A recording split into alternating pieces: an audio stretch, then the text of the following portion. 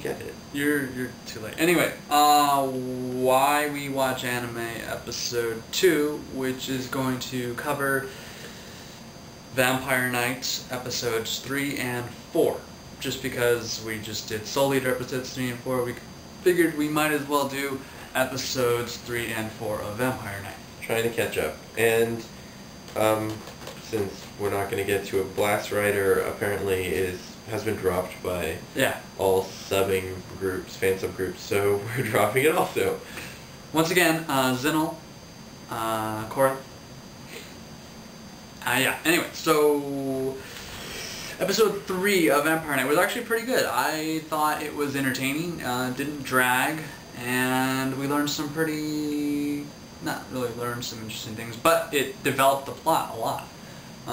It was okay. It's just enjoying, I guess. No enjoyments for him. I really wish we had an anime that I really liked right now, but it was okay. Yes, there was some action and some forwarding of plot. Right, yeah, so Yuki got attacked, again. So she got attacked when she was young, and now she got attacked again. She's dumb. Weird. That's the theme so far of this anime, is Yuki is dumb. She's pretty silly, yeah. She got attacked twice in this episode, didn't she? Twice?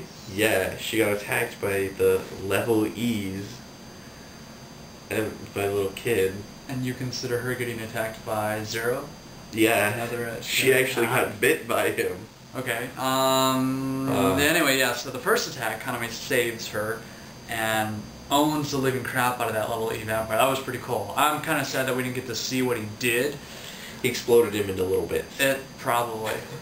Or he just shot him up the roof of the church and whatnot. So yeah, interesting. The actual episode started out with the annoying father character who, as I mentioned before, is one of my most hated typecast sort of characters. But what was odd is that, in Soul Eater, he wasn't so bad, that same character type. But in this episode, he came up in the beginning and was just like, wow, you're annoying. Why are you in the episode? It just bothers him, doesn't bother me. I'm like, whatever. I just kind of glance over it. So I don't you just stop paying attention for 30 seconds to 2 minutes until he's off the screen. So then Zero bites Yuki, and that was pretty interesting. It's all because she's stupid again now. And here, I'm going to let my blood... But it's because she's stupid because she didn't know he was a vampire in the first place. She couldn't have already figured it out. Yeah, and then she's like, all of a sudden after she's released and he bit her, she's like, you're a vampire? No, he was just testing. Like, just making sure. But I thought it was interesting that there was like this thing between them right after. I mean, she was like, oh, vampire, oh, that's fine. It's all my fault that he's a vampire. My fault that he didn't know. I think you're getting into episode 4. Yeah. Because episode 3 ends right after.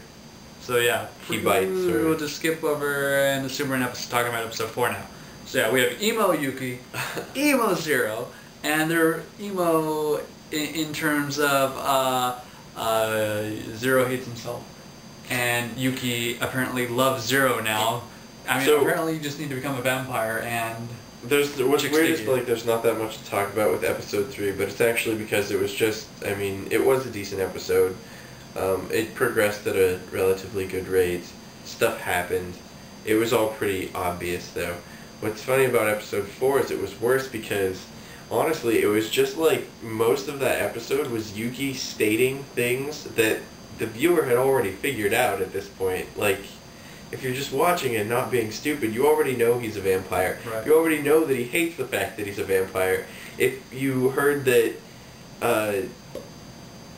what Kaname said that a human bit by a vampire turned into a vampire will degrade to a level E, we don't need him to restate that. We've already figured it out. Wait, we didn't, no, we didn't. We didn't know that before episode 4. When Kaname says it, yes, we've then learned that, you can make that connection, that, okay, Zero is going to degrade to a level E. We don't need Zero to reinforce that thing that we just found out. Either he should have told us originally, we don't need to hear it twice. It was just like, I'm emo, shoot me now, And if you know what, he needed to commit to the suicide and bite the barrel of the gun. Because you know what, you don't mean it throughout unless... the whole scene, he's like, bite the barrel, and unless you wrap your mouth around the barrel of the gun, you don't mean it. Because he knows from experience, I guess. Anyway, I always thought it was really weird how Yuki is like all in love with Zero now. I mean, she's not really, but she is. I mean, is it just like real deep friendship, or is she kind of like, you're a vampire and I like you more now, even though I'm terrified of vampires? She's not terrified of vampires. Yeah. She had her like first scary experience with vampires. I think she's once again proving how stupid she is, because she's like, oh my god, look, I deal with vampires every day and they're these nice things. And then she runs into a vampire that attacks her and she's like freaked out. Yeah. Like, how dumb are you? I'm all alone now. Durr. I was running after Zero. Durr.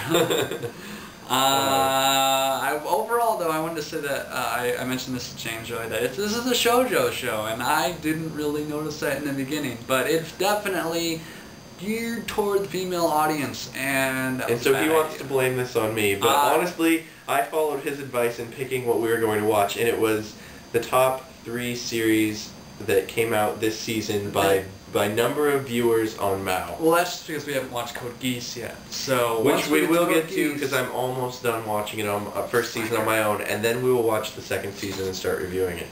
Right. So that was Vampire Night. I don't know if we're going to continue.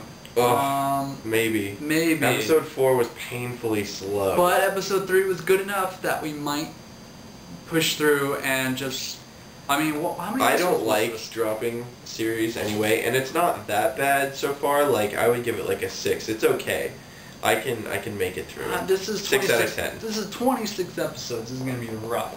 I also wanted to say honorable mention for Waka 9CA. Great name. The first person to post on episode 4. Right, first guy, which obviously means that he was doing nothing else other than watching the Raw. Great. So, is it a he? It is, yes it is a he. Anyway, so, good post. He said that nothing happened in episode 4, basically, and we didn't need it. And that it was slow, as a lot of people mentioned in the episode 3 discussion, that it condensed a lot of material from the manga, whereas episode 4 gave the impression that it was really stretched out. Whatever material they were covering was stretched out to fill an episode, which is never the way you want to see an anime go. Right. Like, most of the episode, I just felt really bored. I was like, wow, this is going really slow. Yuki's just saying stuff I've already figured out or we knew since episode 1. But it's a 26 episode series, so I got a feeling we're going to get a lot of this. Though I don't know... It's an ongoing manga, so I don't see why they need to make filler. That's just how it went. Anyway, we're going to wrap this up with nothing else. And Vampire Night is okay so far. If you're a girl, you'll probably dig it just because there's... hot guys. Yeah, that's it. Otherwise, if you're a guy, you'll probably just be like... bored out of your mind. Yeah, it'd be like, meh. Anyway, that's what I was. That's it.